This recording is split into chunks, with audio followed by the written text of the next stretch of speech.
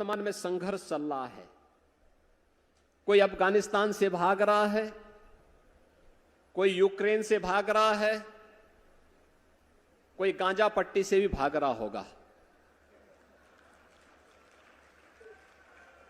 लेकिन दुनिया के अंदर अगर वास्तव में विश्व शांति की कोई गारंटी हो सकता है तो विश्व शांति की गारंटी केवल सनातन धर्म हो सकता है और भारत हो सकता है, बाकी कोई और नहीं हो सकता। यही कारण है जब आज दुनिया के अंदर संकट आ रहा है तो संकट के समय हर देश, हर धर्मावलंबी, दुनिया का हर पीड़ित मानव भारत की तरफ बड़ी आशा भरी निगाहों से देख रहा है। प्रधानमंत्री मोदी जी की ओर बड़ी आशा भरी निगाहों से देख रहा है। उसे विश्वास है भारत ही फिर से उसके लिए आस बनेगा, भारत ही फिर से एक विश्वास बनेगा। और भारत की आस और विश्वास के साथ जब भारत की 140 करोड़ की आबादी जुड़ती है तो यह दुनिया की एक ताकत बनती है, दुनिया की एक ताकत। और योगी जब कहते हैं तो जमीन पर एक्शन दिखता है। यूपी में हमास के हमदर्दों की अक्ल ठिकाने लगाने का काम तेजी से चल रहा है। ये तस्वीर लखीमपुर में तैनात एक खाकी वाले की है। यूपी पुलिस के इस सिपाही का नाम सुहेल अंसारी है। वो यूपी पुलिस की नौकरी करता है, लेकिन उसका दिल हमास के आतंकियों के लिए धड़कता है। सुहेल अंसारी हमास के आतंकियों के लिए चंदा देने की अपील कर रहा है। अपने फेसबुक पेज पर उसने डोनेशन देने की मांग की है। वो अपनी पोस्ट में एक पोस्टर लगाता है जिसमें साफ लिखा है कि हमास के समर्थन में एक रीपोस्ट करने वालों को $1 मिलेगा। वो अपनी पोस्ट में लिखता है कि अब तक 82,61,324 रुपए का चंदा वसूल कर चुका है। इसका मतलब समझते हैं आप? वो सिर्फ हमास के लिए चंदा उगाही नहीं कर रहा है, वो सोशल मीडिया में हमास के लिए मुहिम चला रहा है। पुलिस की वर्दी पहनकर आतंकी संगठन को सपोर्ट करने वाले सुहेल अंसारी को योगी सरकार ने सही जगह दिखा दी है। उसे सस्पेंड कर जेल भेज दिया गया है। लखीमपुर खीरी जनपद में पिछले 2-3 दिनों से एक सोशल मीडिया पे एक वायरल हो रहा था कि फिलिस्तीन के संबंध में एक सिपाही द्वारा अच्छी तरह उसको सपोर्ट किया गया है, तो चंदा मांगने का तथ्य प्रकाश में आया था। इसका संज्ञान लेते हुए पुलिस अधीक्षक महोदय द्वारा इस विषय पर एक जांच बैठा दी गई थी और उसी क्रम में जांच के क्रम में आज उस आरक्षी को निलंबित कर दिया गया है।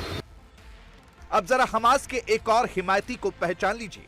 समी उल्ला नाम के इस हमास के हिमायती की पोस्ट की 3री, 6वीं और 7वीं लाइन पर गौर कीजिए। वो हमास को आतंकी संगठन मानने को तैयार नहीं है। वो हमास के समर्थन में रैली करने को बेकरार है। बदायूं में फराज नाम के एक शख्स को हमास से इतना प्यार जागा कि सोशल मीडिया में आजादी के नारे लगाने लगा। फिर क्या हुआ? बदायूं के फैजगंज थाना बेहटा की पुलिस एक्टिव हुई। उसका पता ठिकाना तलाशा गया तो पता चला कि वो बदायूं के दुंदुपुरा गांव का रहने वाला है और उसके पिता का नाम असलम है। फराज के खिलाफ FIR दर्ज हो चुकी है। उसका हमास प्रेम ठंडा पड़ चुका है। अब नोएडा के इस हमास प्रेमी की शक्ल भी देख लीजिए। ये नोएडा से सटे जेवर का रहने वाला है। इसका नाम वाजिद और पिता का नाम मोहम्मद अली है। इस पर भी आरोप है कि सोशल मीडिया पर हमास के नाम पर भड़काऊ पोस्ट कर रहा था। उसे गिरफ्तार कर लिया गया है। बरेली में दानिश और फैजल सिद्दीकी भी सोशल मीडिया पर हमास और फिलिस्तीन के नाम पर भड़काऊ पोस्ट लिख रहे थे। हिंदू संगठनों ने उनकी शिकायत की तो पुलिस ने दोनों को अंदर कर दिया। अलीगढ़ मुस्लिम यूनिवर्सिटी में हमास के हिमायतियों पर योगी सरकार का सख्त एक्शन जारी है। 4 छात्रों के खिलाफ केस दर्ज किया गया है।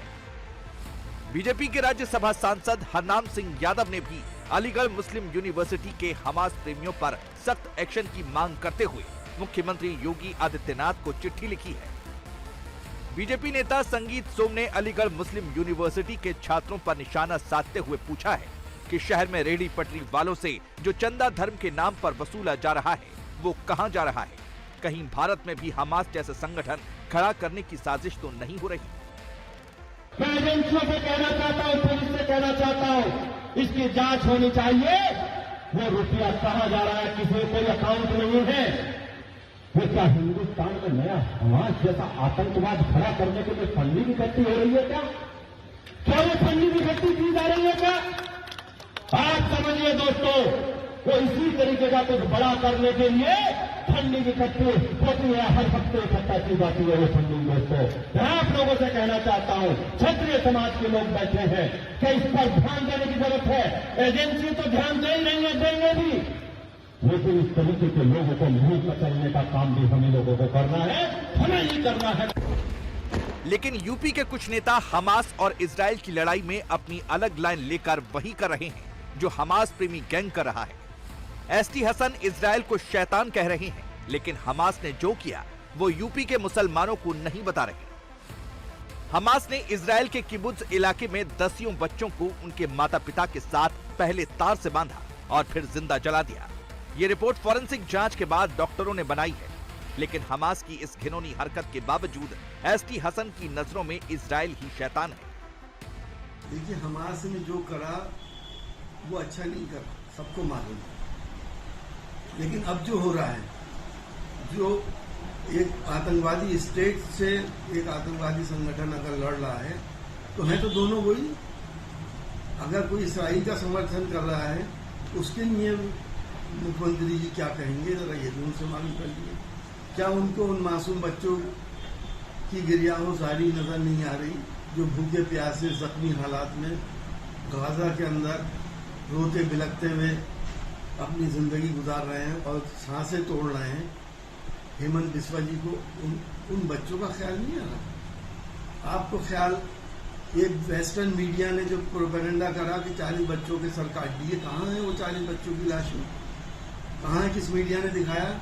हमारा देश ने हमेशा फलस्तीन के मौक़िफ़ की हिमायत करी है, लेकिन आज हमें अफसोस है इस बात का कि हम यूएनओ में तो ये कह रहे हैं आज भी कि हम फलस्तीन के मौक़िफ़ की हिमायत करते हैं, लेकिन प्रधानमंत्री जी ने बहुत जल्दबाजी में 5 घंटे के अंदर इसराइल की हिमायत कर दी, बगैर सोचे समझे। जो इंसान इस तरह की बॉम्बिंग करके मासूम बच्चे, औरतें और बूढ़ों को मार दे, उसे क्या आप फरिश्ता कहेंगे? शैतान नहीं कहेंगे तो और क्या कहेंगे?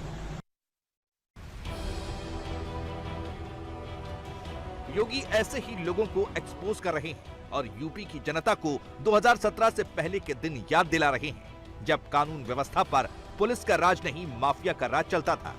गोरखपुर में योगी ने कहा कि हमास की हिमायती हो या माफियाओं के पैरोकार, अब यूपी में किसी को छोड़ा नहीं जाएगा। उसके नतीजे 6 सालों में दिखाई देने लगे हैं। यूपी में कानून व्यवस्था ठीक होने से रिकॉर्ड निवेश आ रहा है। 1 करोड़ 10 लाख युवाओं को रोजगार की गारंटी है। अब रोजगार के लिए यूपी के लोगों को पलायन नहीं करना पड़ेगा। भाइयों बहनों, आज से 6 वर्ष पहले तक उत्तर प्रदेश में इस प्रकार के हालात नहीं थे।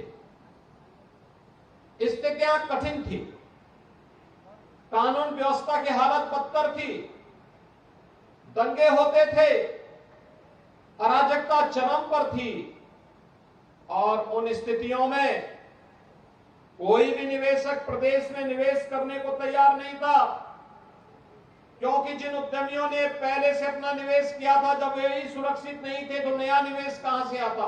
भाइयों बहनों, 38 लाख करोड़ का मतलब आप जानते होंगे। 1 करोड़ 10 लाख से अधिक नौजवानों को सीधे